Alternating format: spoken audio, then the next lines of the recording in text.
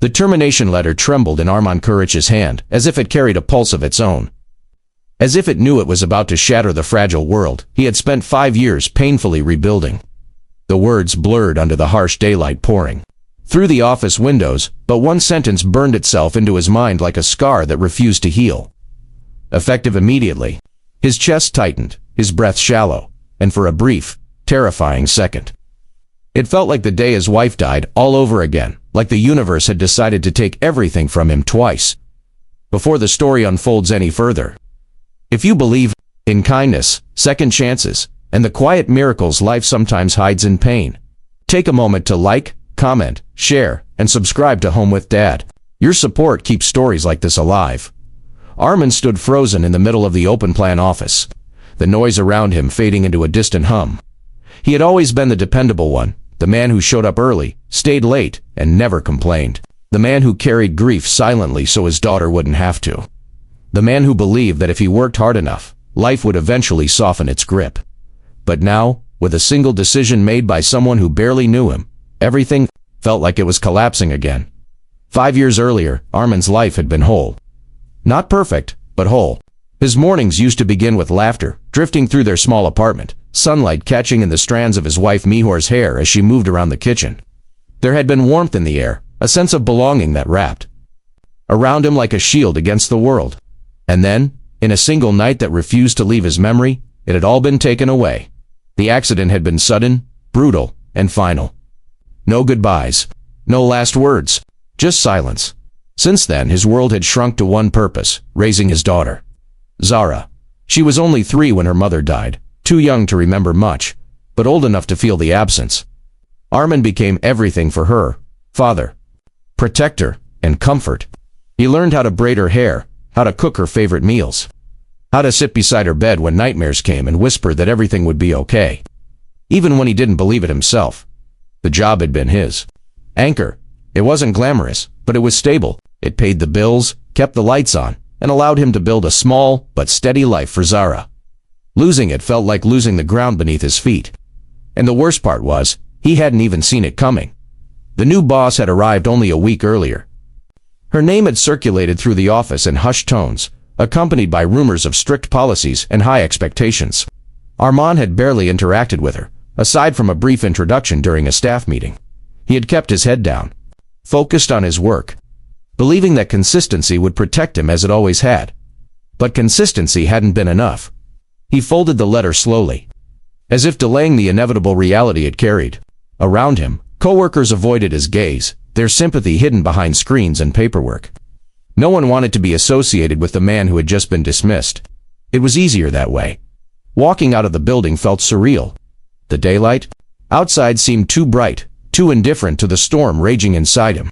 Cars passed, people laughed, life continued as if nothing had changed. But everything had changed. He sat in his car for a long time, staring at the steering wheel, trying to figure out how he was going to tell Zara. She had been so proud of him, always telling her teachers that her dad worked very hard. She believed in him with a certainty that both comforted and terrified him. He didn't know how to face that belief now. The drive home felt longer than usual. Every red light, every turn, every passing building seemed to stretch time, giving him too much space to think. By the time he reached their small apartment, he had rehearsed a dozen versions of the truth, none of which felt right. Zara greeted him at the door with her usual burst of energy, her small arms wrapping around him, like a lifeline. Her laughter filled the space between them, bright and pure, cutting through his despair in a way nothing else could. For a moment, he allowed himself to forget everything, to just hold her and breathe. But reality has a way of returning, no matter how tightly you try to escape it. The days that followed were heavy with uncertainty. Arman woke up early out of habit, only to remember he had nowhere to go. He spent hours searching for jobs, sending applications, waiting for responses that never seemed to come. The savings he had carefully built began to feel dangerously small. Every expense became a calculation, every purchase a decision weighed against the future. And then there was the face of his new boss. It lingered in his mind in a way that unsettled him. There had been something about her, something he couldn't quite place. It wasn't just her authority, or the cold professionalism she carried. It was something deeper, something that stirred a memory he couldn't fully grasp. At first, he dismissed it as stress, as the mind playing tricks under pressure. But the feeling persisted, growing stronger with each passing day. It was in the way she had looked at him during the meeting, a brief moment where her eyes seemed to soften, as if she recognized him. It was in the slight hesitation before she signed the termination letter, a flicker of something almost human breaking through her composed exterior. Arman tried to push the thought away, but it refused to leave. One afternoon, driven by a mix of desperation and something he couldn't explain, he returned to the office building. He told himself it was to speak to HR, to appeal the decision, to try one last time. But deep down, he knew it was something else, pulling him back. The receptionist looked surprised to see him, but allowed him to wait. Minutes stretched into what felt like hours until he was finally called in. When he stepped into the office, time seemed to stop. She was standing by the window, sunlight outlining her figure, her back turned to him. For a moment, everything felt eerily familiar, like a scene he had lived before. When she turned, his breath caught in his throat. It wasn't possible, it couldn't be, and yet, the resemblance was undeniable. The same eyes that had once held warmth and laughter, the same subtle curve of the lips, the same presence that filled a room without trying. It was as if Mahar was standing right in front of him, alive, breathing, real. But she wasn't. She couldn't be. The world tilted beneath him, his mind struggling to reconcile what his eyes were seeing with what he knew to be true. Mahar was gone. He had buried her. He had grieved her. He had lived 5 years without her. And yet, here she was. The woman looked at him with a calm, unreadable expression, as if unaware of the storm she had just unleashed inside him. There was no recognition in her eyes, no sign that she knew him, no hint of the life they had once shared. Arman felt something inside him crack open, a mix of hope and fear so intense it left him dizzy. He wanted to speak, to ask questions, to demand answers.